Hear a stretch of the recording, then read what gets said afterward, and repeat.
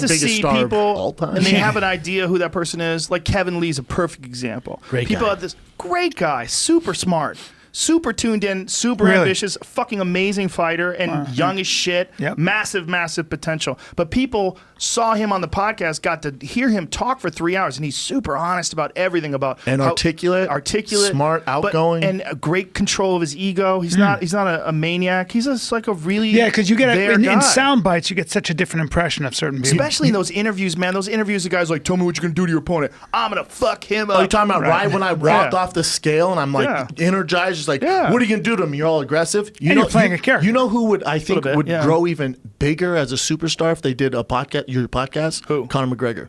Oh yeah. I've sat down with How big can he get? Well, I'm just I think he would get less hate. Obviously, he has all the accolades in the world, and there's the stool or the dolly, all that shit. Yeah. But as a person, if you sat down and you talked to him, you just didn't get all that, hoopla over here. And you sat down and talked to him. I think you'd be even bigger. When he retires, you will get that. Well, we almost did it before. There was some trying to figure out times like before he became gigantic, before the Diaz fight, before he won the title. There was some talk about it. It just, you know what, man?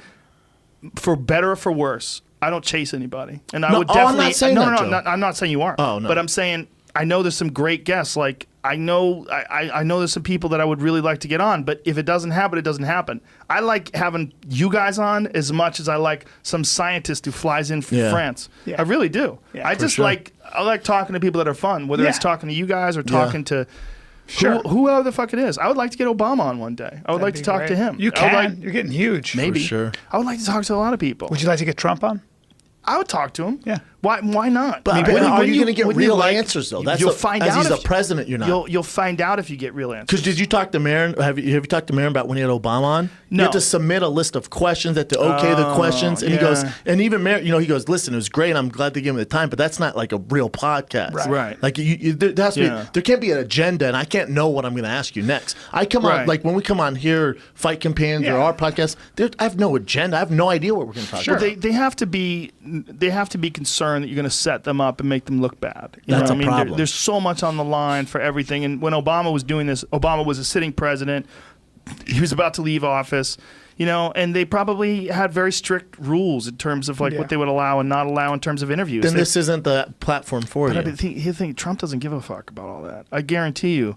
He would be more confident and more open to just being able to figure his way through it because he wouldn't worry about me he shoots from the hip. He doesn't prepare for. He also wouldn't worry about me outmaneuvering him. Right. No, like he's not. No. He's not he's that a guy. Smart dude. But also, have you ever heard Trump before he's president on Stern? Yeah, there's some of the greatest interviews. He's hilarious. Well, he was great, but he's also older, and then also the pressure of that gig, and then the pressure of everybody hating him. Yeah, the whole thing is fun. And I'm not saying this.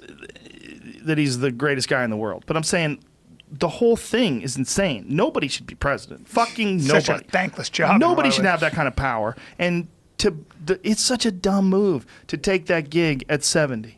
It seems to me every decision you make, you piss off 50% of the people and you make 50% And how much time do you have left? You're not going to win. How much time do you have left? Would you have 20 years left if everything goes great? It's a nice great? cherry on the sundae for a guy like that. Well, for sure, with his ego, but also to say, hey, you have 4 years to accomplish all this. 4 years. Do you know who